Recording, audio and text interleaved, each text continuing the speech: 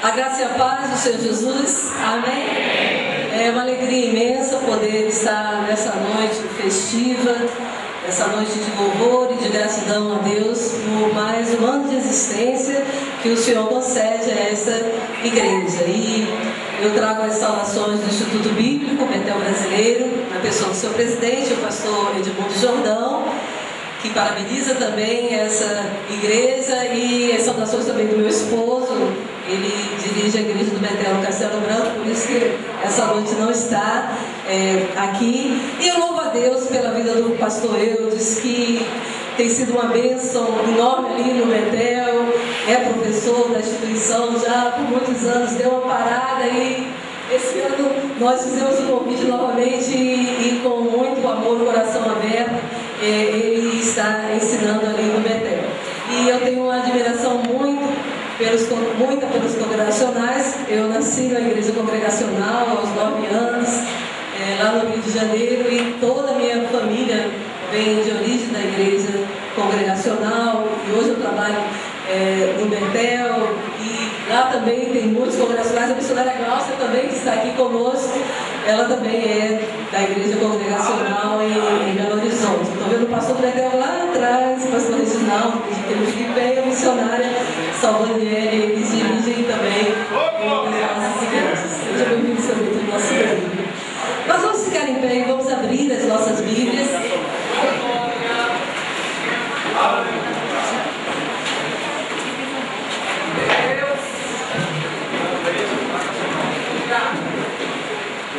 Nós vamos abrir as nossas Bíblias no livro de Atos, capítulo 13, do versículo 1 ao 3. Atos 13, do 1 ao 3.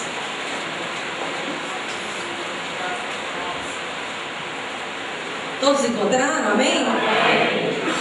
Havia na igreja de Antioquia profetas e mestres: Barnabé, Simeão, o sobrenome Níger, Lúcio e Cirene, Manaém, Colasso, de Herodes, o tetrarca, e Saulo. E servindo eles ao Senhor e jejuando, disse-lhe o Espírito Santo: separai-me agora Barnabé e Saulo para a obra que eu tenho chamado. Então, jejuando e orando, impondo sobre ele as mãos, os despediram. Vamos orar.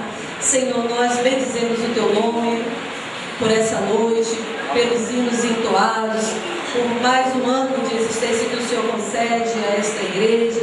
Te louvamos, ó Deus, pela vida do pastor Eudes, por aquilo que o Senhor tem realizado neste local, e te bendizemos também pela tua palavra, que é viva e eficaz, que penetra no nosso ser. E pedimos que o Senhor continue falando aos nossos corações, em nome de Jesus. Amém.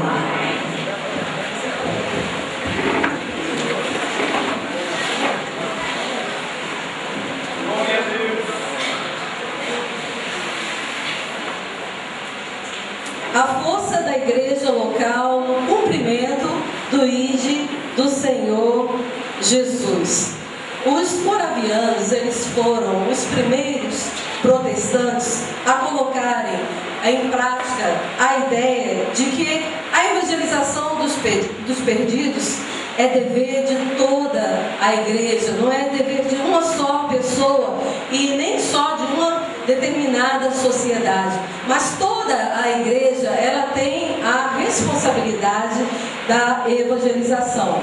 Paul Pisson, missiólogo, ele escreveu o seguinte: os moravianos se envolveram com o mundo das missões como uma igreja, isto é, toda a igreja se tornou uma sociedade missionária. Devido ao seu profundo envolvimento, esse pequeno grupo ofereceu mais da metade dos missionários protestantes que deixaram a Europa em todo o século XVIII. Devido ao fato de os moravianos crerem em seu Espírito Santo, o missionário primário, aconselharam seus missionários a procurarem as primícias, a procurarem aquelas pessoas que o Espírito Santo já havia preparado e trazer-lhes as boas novas. Eles colocaram o crescimento do reino de Cristo acima de uma expansão denominacional. A obra missionária moraviana, ela era regada de oração. E no ano de 1727, Em Erfurt, na Alemanha, ocorreu um grande avivamento espiritual e durante esse período, 2 jovens moravianos que tinham apenas 20 anos ouviram sobre a ilha no leste da Índia, cujo dono era um britânico, agricultor e ateu, e este tinha tomado das florestas da África mais de 2.000 pessoas e feito delas os seus escravos. Essas pessoas iriam viver e morrer sem nunca ouvirem falar a respeito de Cristo. Esses jovens fizeram contato com o dono da ilha e perguntaram se poderia ir para lá como missionários. A resposta do dono foi imediata: nenhum pregador e nenhum clérigo chegaria à ilha para falar sobre essa coisa sem sentido. Então eles voltaram a orar e fizeram uma nova proposta: e se fôssemos a sua ilha como seus escravos para sempre? O homem disse que aceitaria, mas não pagaria nem mesmo o transporte deles. Então os jovens usaram o valor de sua própria venda pelo custo da sua viagem. No dia que estavam no porto se despedindo do grupo de oração e de suas famílias, o choro de todos era intenso, pois sabiam que nunca mais veriam aqueles irmãos tão queridos. Quando o navio tomou certa distância, eles dois se abraçaram e gritaram, e suas últimas palavras ouvidas foram: que o cordeiro que foi imolado receba a recompensa do seu sofrimento. Mas o que a história desses jovens moravianos mostra para nós é que houve algo mais na vida deles, um profundo e intenso clamor nos seus corações por Deus, e depois, consequentemente, um clamor por aquilo que Deus ama, os perdidos. É o clamor, é o coração, é o amor que faz toda a diferença, não em si o que nós fazemos. Que o cordeiro que foi imolado receba, através da sua vida integral, a recompensa pelo seu sofrimento. Assim, no espaço de 20 anos, a Igreja dos Morávios enviou mais missionários para o mundo do que todas as igrejas protestantes, durante um período de 200 anos.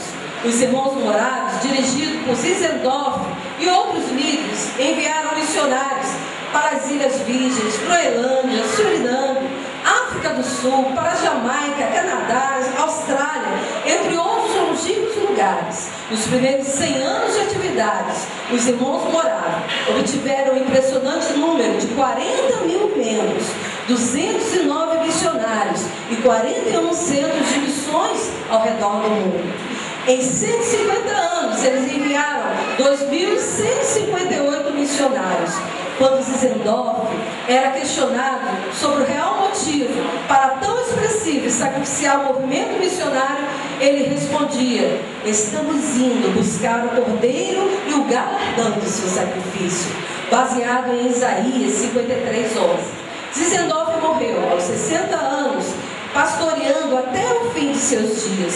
Assim como o Senhor Jesus foi obediente até a morte para cumprir essas escrituras, o líder morável, ele procurou seguir o exemplo do Filho de Deus. E meus irmãos, o Novo Testamento, ele não só fala de pessoas que foram isoladas falarem a respeito do amor de Cristo. Ele fala também a respeito de igrejas que tiveram o coração missionário e como muitas vidas conheceram o Senhor Jesus. E no período da perseguição, depois da perseguição de Estevão no século I, muitos cristãos tiveram que se espalhar e alguns deles chegaram até a cidade de Antioquia, conforme nós lemos aqui no texto. E o interessante é que muitas pessoas ali em Antioquia conheceram o Senhor Jesus. E a igreja de Jerusalém, então, resolveu enviar Barnabé para aquela igreja, para que aqueles irmãos fossem ensinados. E Barnabé convida o apóstolo Paulo e eles ficam ensinando aquela igreja durante um ano. E ali em Antioquia, os discípulos, eles foram chamados pela primeira vez de cristãos, que significa pequenos cristos. E nesse texto nós observamos a sensibilidade da igreja, a voz do Espírito Santo, separando Paulo e Silas para uma obra específica. Mas diante do texto lido, que lições nós podemos aplicar para as nossas vidas? A primeira, qual era a força da igreja em Antioquia? No capítulo 13, o primeiro versículo, a primeira parte diz: e na igreja que estava em Antioquia. E ela teve a disposição de obedecer ao ide de Jesus. O Senhor Jesus afirmou: ide por todo o mundo e pregai o Evangelho a toda a criatura. O alvo da missão é o mundo inteiro. E ele possuía consciência de que era comissionado por Deus para a obra missionária. Era ele que estava enviando por seu intermédio. Nós também precisamos ter a consciência de que é o Senhor que age na igreja por intermédio do Espírito Santo. Meus irmãos, o Espírito Santo, ele habita nas nossas vidas, habita na minha vida, habita na sua vida e habita no meio da sua igreja. O Espírito Santo, ele está aqui neste lugar e é ele quem nos envia. Jesus, ele enviou os apóstolos e ele afirmou lá em Atos 1:8, vamos dizer juntos esse texto que é tão conhecido: mas recebereis poder ao descer sobre vós o Espírito Santo e sereis minhas testemunhas, tanto em Jerusalém como em toda a Judéia, Samaria e até os confins da terra. Foi o Espírito Santo que guiou suas viagens, algumas vezes impedindo-as, como foi no caso da Ásia, e outras vezes dirigindo-as, como foi lá em Filipos. É o Espírito Santo que nos capacita, e a nossa suficiência, ela vem de Deus. Toda a capacidade que você possui, ela vem de Deus. Então tudo que nós temos é para o Senhor, é para a glória de Deus. E o apóstolo Paulo, diante de tantas dificuldades, ele também pôde dizer: tanto sei estar humilhado, como também ser honrado, de tudo e em todas as circunstâncias. Eu já tenho experiência, tanto de fartura como de fome, assim de abundância como de escassez. Tudo posso naquele que me fortalece. E nós ouvimos hoje pelo cântico tão lindo que as irmãs cantaram, que a igreja, ela permanece de pé. Sabe por quê? Porque as forças do inferno, elas não podem prevalecer contra a igreja do Senhor. Venha a luta que vier, venha o ataque que vier, mas Cristo em nós é a esperança da glória. Cristo em nós é a esperança da glória. Ele nos garante o êxito da missão. É maravilhoso nós sabermos que o Senhor Jesus, ele está conosco. Nós não estamos sozinhos nessa missão. E ele afirmou: eis que estou convosco todos os dias até a consumação dos séculos. E é maravilhoso nós termos segurança da presença do Senhor. E essa é a nossa força, porque maior é aquele que está conosco do que aquele que está no mundo. Ele nos garante o êxito da missão. Mas qual é o êxito da missão? A adoração e a glória do Deus vivo e verdadeiro a quem nós servimos. John Piper, ele expressou: as missões não são o alvo supremo da igreja. A adoração, sim. As missões existem para existir adoração, porque Deus é o fim, não é o homem. Quando esta era acabar e os incontáveis milhões de redimidos se prostrarem diante do trono de Deus, as missões não existirão mais. Elas são uma necessidade temporal, mas a adoração ao Senhor permanecerá para sempre. A adoração é, portanto, o combustível, o alvo de missões. Segundo, qual o papel da igreja no âmbito da missão, no cumprimento do ide de Jesus? No versículo 2, do capítulo 13 aqui de Atos, diz: e servindo eles ao Senhor e jejuando, disse o Espírito Santo: apartai-me a Barnabé e a Saulo para a obra que eu tenho chamado. Meus irmãos, é a igreja que identifica a vocação. E Jesus, ele nos chama para sermos seus discípulos e darmos frutos. E frutos Treinar o missionário é fazer dele um discípulo. Deus trata o vocacionado com provas, com testes. E ser vocacionado por Deus é um ato da graça de Deus. E nós estamos nessa noite aqui por causa da maravilhosa graça de Deus que um dia nos alcançou. É a igreja que possibilita o treinamento. O apóstolo Paulo, ele foi treinado aos pés de Gamaliel. E para John Stone, a chave para a mobilização de igrejas locais para missões é o ensino teológico e o pastoreio e pastores treinados. Isso influenciará na prática ministerial.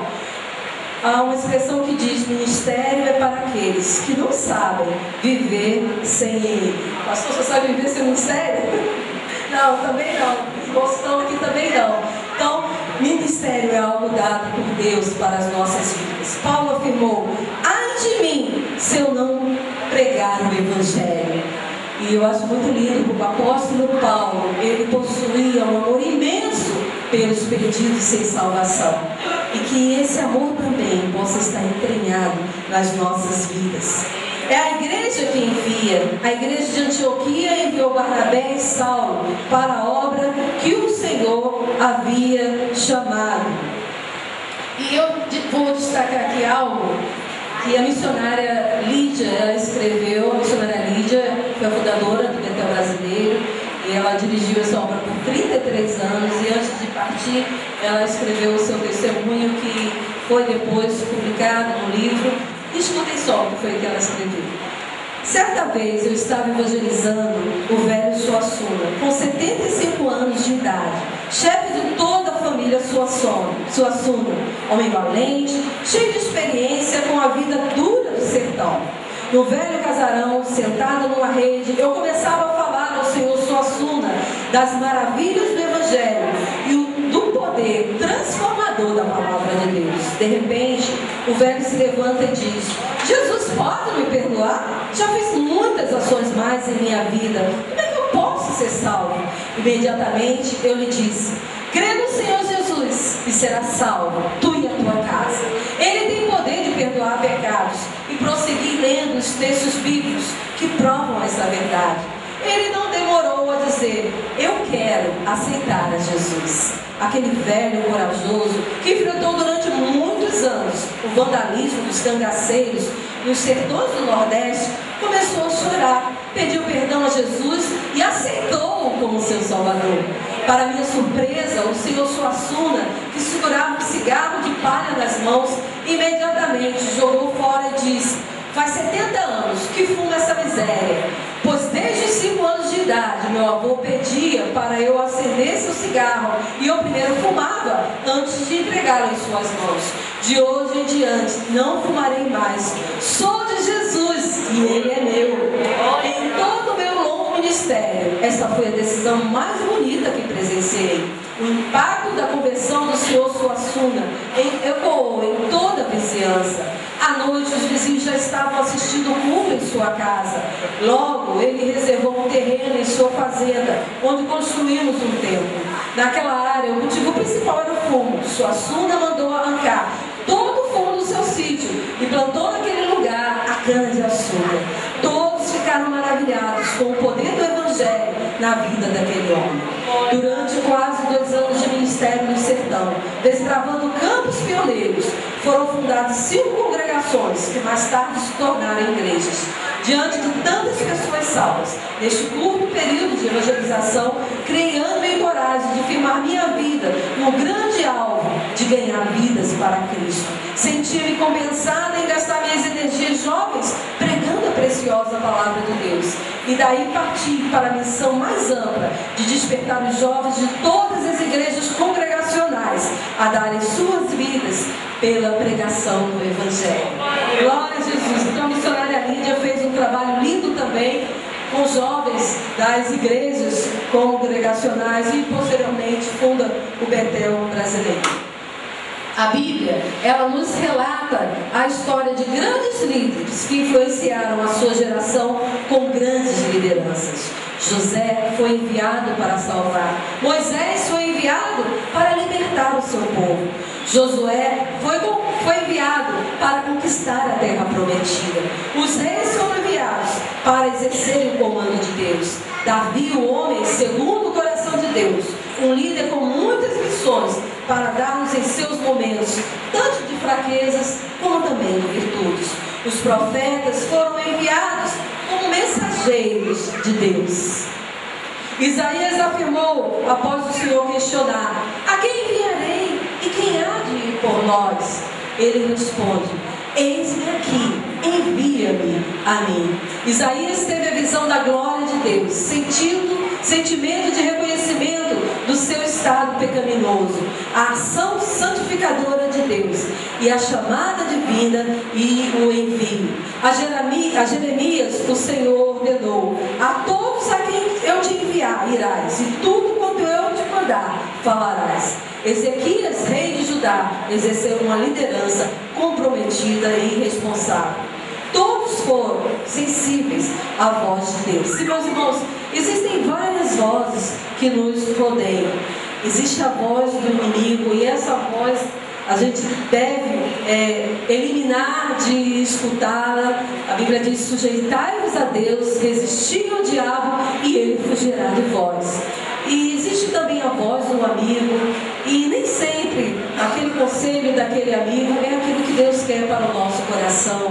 E existe também a voz do nosso coração, e a Bíblia é bem clara em dizer que o nosso coração, ele é enganoso, mas existe uma voz que é inconfundível, a voz do Senhor na nossa vida.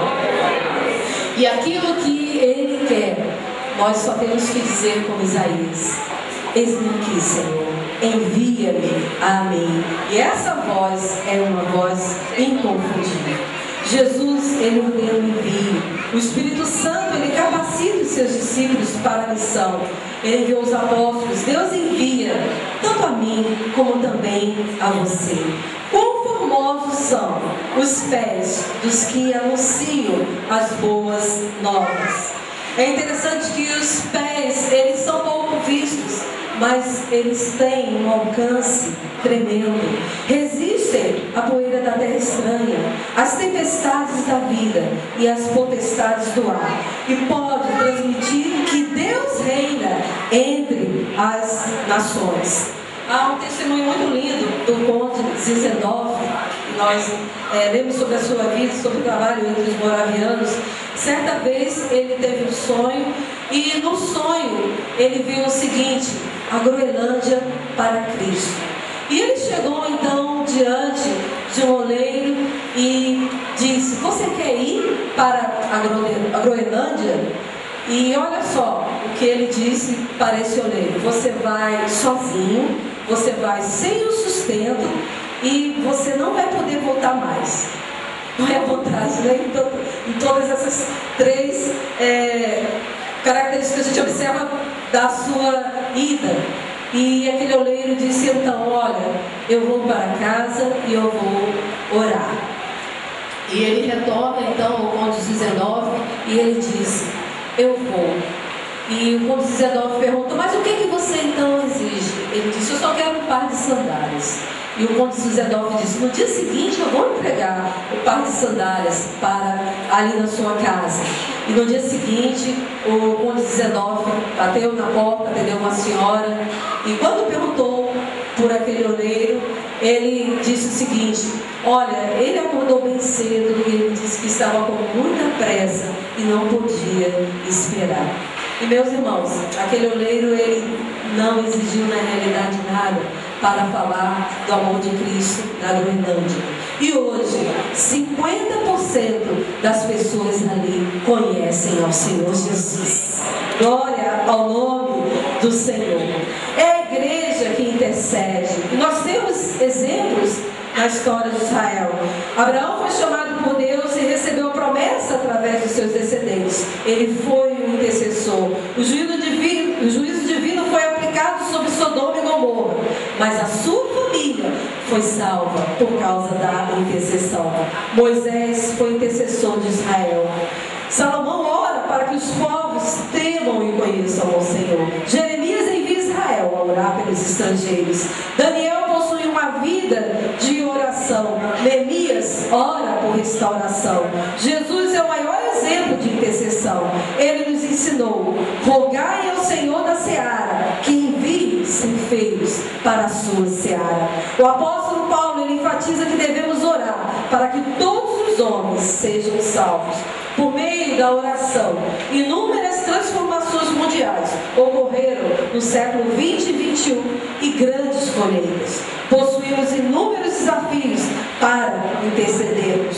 Nós temos um trabalho ali em Portugal, e quando o trabalho iniciou, a missionária Claudiceia, ela foi trabalhar entre os ciganos, e ela era solteira. Ela só poderia trabalhar com mulheres, porque na cultura cigana, a mulher, ela não pode estar dirigindo os ciganos.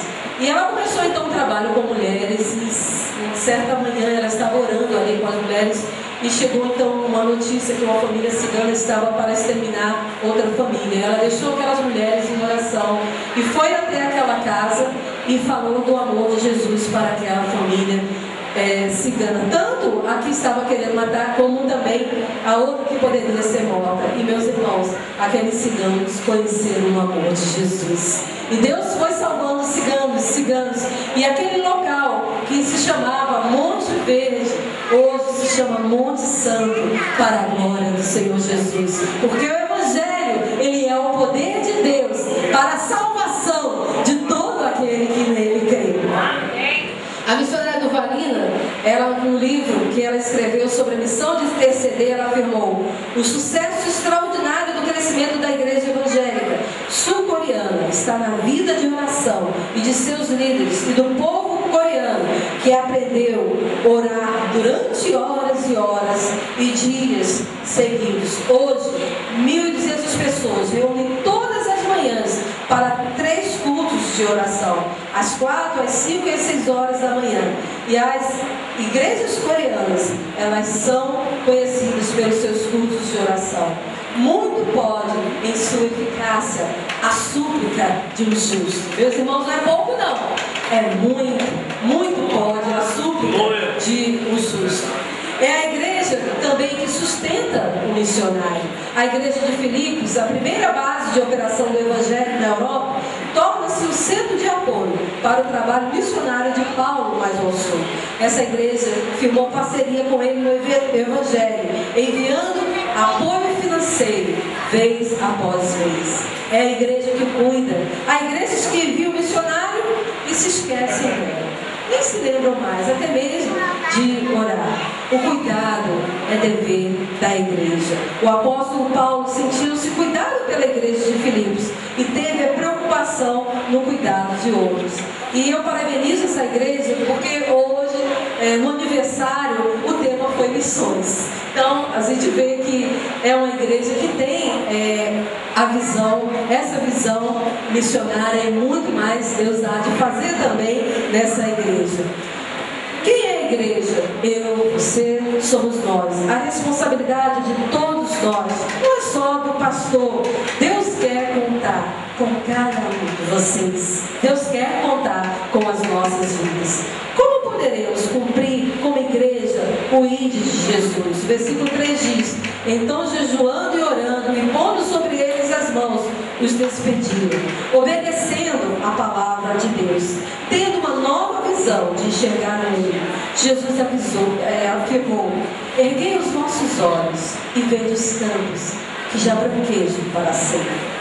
Dos 1000 povos ainda não evangelizados no planeta, mais de 50% se encontram em países onde há uma enorme concentração evangélica. Das 1.500 línguas, mais de 1.000 se encontram em países onde não há um bom nível de educação que atinge mais de 90% da população.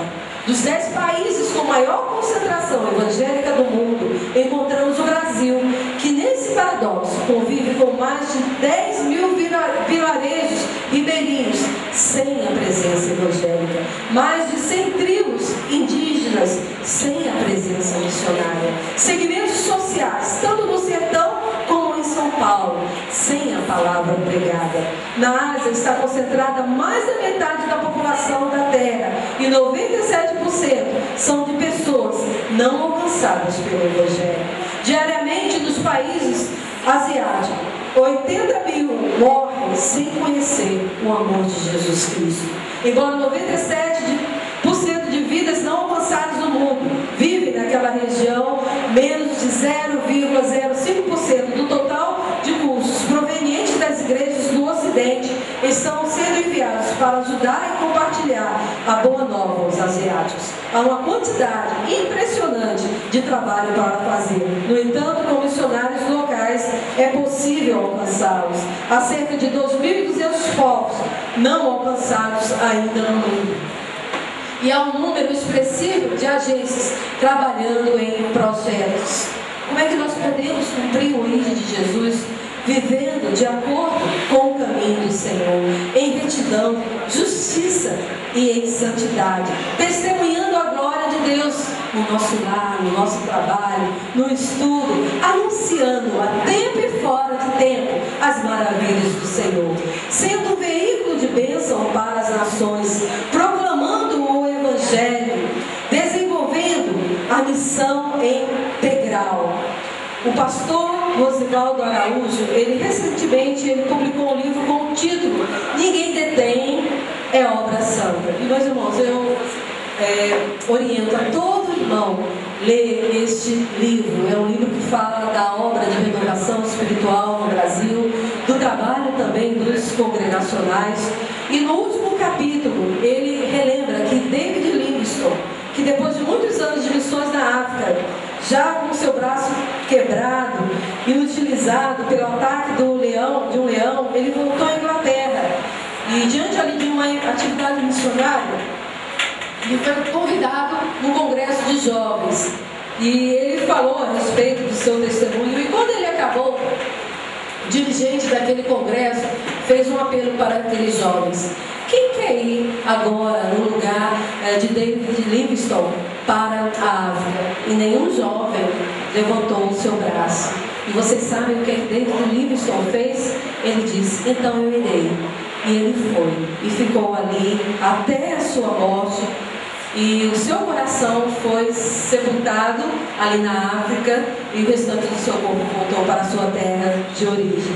Deus, Ele tem muitas coisas para realizar na igreja. E Ele conta com essa força no cumprimento do ID de Jesus. A primeira epístola de Pedro afirma: se alguém serve, faça na força que Deus supre, para que em todas as coisas seja Deus glorificado por meio de Jesus Cristo, a quem pertence a glória, o domínio, a honra pelos séculos dos séculos. Amém. Amém. Vou convidar a missionária Glaucia, nós vamos cantar, vamos ficar em pé, o Rei Jesus, o grande general. Ele passa em serviço e revista o seu exército. E você pode dizer nessa noite: Senhor, conta comigo para a obra missionária, indo, orando, contribuindo. Quantos aqui podem dizer: Senhor, conta comigo? Levante seu braço. Com quantos nós podemos contar? Amém. Glória a Jesus.